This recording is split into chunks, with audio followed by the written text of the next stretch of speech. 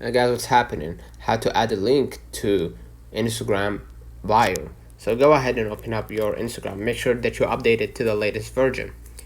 And then what you're gonna do, just go ahead, click your profile at the bottom right. And then what you're gonna do, go ahead and hit edit profile.